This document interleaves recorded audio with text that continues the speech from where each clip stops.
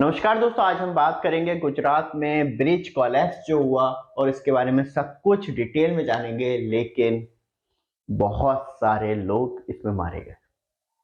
क्या ये हादसे को टाला जा सकता था और कुछ दिन पहले ही टाला जा सकता था? वही हम बात करेंगे और जानेंगे कि ये ब्रिज कब बना और क्या ये वर्केबल कंडीशन लायक था या नहीं था। जैसे कि दोस्तों बात करें, गुजरात में मोरबी में ये कंस्ट्रक्शन हुआ था मच्चू रिवर पे।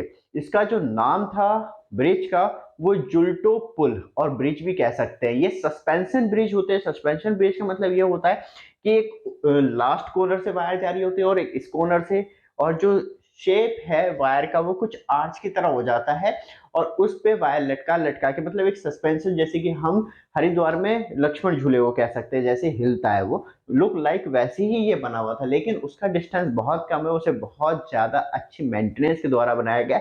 लेकिन ये लिमिटेड यूज के लिए बनाया गया था, लेकिन नदी के ऊपर बनाया गया था, रिवर के ऊपर, तो इसलिए इसका व्यू बहुत अच्छा लगता था। लेकिन अभी तक मैं जो वीडियो बना रहा हूँ अराउंड 11:30 बजे बना रहा हूँ, तो यहाँ पे 140 लोगों के मरने की इंफॉर्मेशन आ चुकी है कि इस ब्रिज के कोलैप्स होने की वजह से 140 लोगों को की जान चली गई है। बहुत दुखद घटना रही है। लेकिन इससे क्या ये वर्केबिलिटी के लिए सेफ था? सबसे पहला सवाल ये, क्योंकि तब इस पुल को बनाया गया था। जैसे कि आज की डेट में हम सिविल इंजीनियरिंग की बात करें तो लिमिटेड स्टेट मेथड से चीजें बनाई जाती है, मतलब सामान भी कम लगे और उसकी वर्केबिलिटी भी, मतलब उस पर लोड कंसिडरिंग भी बहुत ज्यादा हो। लेकिन तब ये ब्रिज बनाया गया होगा तो ये वर्किंग मेथड से बनाया हुआ। डेट मीन्स ये है कि उस टाइम इकोनॉमी का इतना ध्यान नहीं रखा जाता था कि पैसे ज्यादा भी लग जाए तो कोई फर्क नहीं पड़ता, लेकिन पुल अच्छा होना चाहिए। लेकिन जो इसकी स्पेसिफिकेशन थी पुल की, वो लिमिटेड स्पेसिफिकेशन के साथ था, तो ये वर्किंग मेथड से ही बना हुआ होगा। 7 हफ्ते से ये पुल बंद था। क्यों? क्योंकि इसे मेंटेनेंस किया जा रहा था। जो इसमें कमियां थी या रिपेयरिंग थी उसे ठीक करा जा रहा था, और उसे मेंटेनेंस करके कुछ दिन पहले, मतलब 5 दिन पहले ही इसे खोला गया था वर्किंग कंडीशन पे।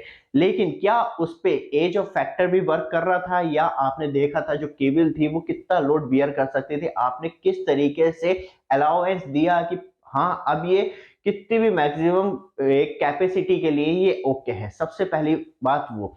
और जो मेंटेनेंस इंजीनियर था वो कैसे भूल गया ब्रिज की बियरिंग लोड कैपेसिटी, कि इसकी कितनी लोड कैपेसिटी है और कितने लोग इस पे एक बार में मतलब घूम सकते हैं, जा सकते हैं। और जो ब्रिज का एज फैक्टर था, क्या उसे भी फॉरगेट कर दिया गया है? क्योंकि वोट हो रहे हैं गुजरात में इसलिए, क्योंकि दोस्तों हम स्पेसिफिकेशन की बात करें तो आप थोड़ा और अच्छे तरीके से जान पाएंगे।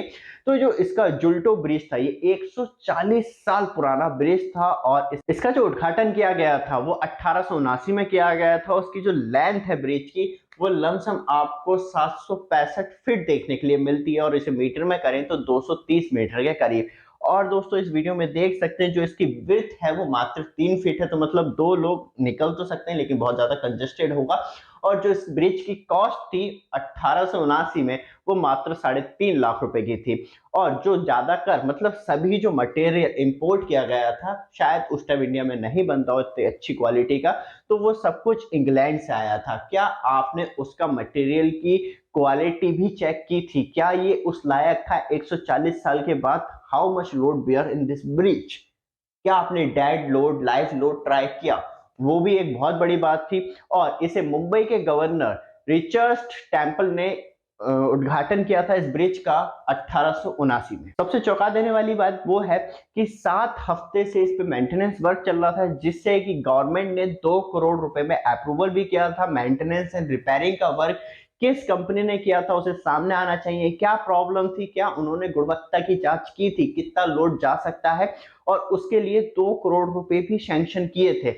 वर्किंग कंडीशन क्या थी इसकी, और कितना इस पे लाइफ लोड दे सकते थे?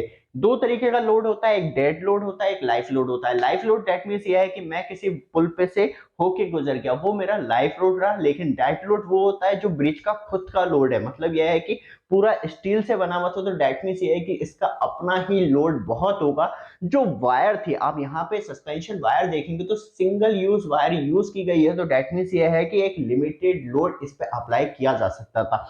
जो नंबर्स ऑफ पीपल्स माने तो मतलब डेड लोड से ज्यादा इसके ऊपर लाइव लोड हो गया था, उसी वजह से कोलैप्स हुआ है। तो मेंटेनेंस के दौरान इस चीज को कैसे इग्नोर किया गया वो बहुत बड़ी बात है, क्योंकि सिविल इंजीनियरिंग में किसी भी प्रोजेक्ट या किसी भी सुपर स्ट्रक्चर को या स्ट्रक्चर को, नॉर्मल स्ट्रक्चर को भी 99 साल के लिए ही वैलिड माना जाता है, उसके बाद वो यूजलेस हो जाता है और जो उसकी एज है वो खत्म हो जाती है स्ट्रक्चर की। लेकिन जैसे जैसे आप कोई पुरानी चीजें तोड़ तो नहीं सकते, लेकिन एक लिमिटेड यूज के लिए बनी है, तो जैसे जैसे एज बढ़ती जाती है तो उसका जो लाइफ लोड है या बेयरिंग कैपेसिटी है वो भी कम होती रहती है। दैट मीन्स ये है कि हमने डिजाइन तो इसे 500 किलो के लिए किया था, लेकिन टाइम के साथ जैसे जैसे इसकी एज बढ़ रही है, इसकी मेंटेनेंस का खर्चा बढ़ता जा रहा है और इसके अंदर के जो पार्ट्स है वो भी अब खराब होते चले जा रहे हैं, क्योंकि सस्पेंशन वायर तो चेंज नहीं की होगी किसी भी हालत में, क्योंकि सस्पेंशन वायर ही चेंज कर देते तो शायद ये ब्रिज गिरता ही नहीं। तो वहां पे लोड कैपेसिटी भी सबसे ज्यादा इंपॉर्टेंट रोल प्ले करती है कि जैसे जैसे ब्रिज की एज बढ़ती जाती है तो जो उसकी लोड कैपेसिटी है वो भी कम होती रहती है, तो स्ट्रक्चर की यही सबसे बड़ी वजह है। तो क्या अब इस पे जांच कमेटी तो बैठ गई है, लेकिन क्या उसका रिजल्ट कुछ निकल पाएगा या आम लोगों तक उसका रिजल्ट कुछ पहुंच पाएगा? जो मेंटेनेंस के लिए 2 करोड़ रुपए लगाए गए, नीचे की प्लेट भी देख सकते हैं जो इस पे नॉर्मली चलने के लिए यूज की जाती थी वो भी वर्स्ट कंडीशन में है। ये ब्रिज से टूटने से कुछ टाइम पहले की है, मतलब रिपेयरिंग से भी मेंटेनेंस से भी पहले की तस्वीरें हैं, लेकिन कंडीशन खुद बता रही है अपने आप में कि ये ब्रिज किसी काम का नहीं था। तो दोस्तों ये वीडियो आपको अच्छी लगे, चैनल को सब्सक्राइब, वीडियो को लाइक जरूर कीजिएगा। धन्यवाद।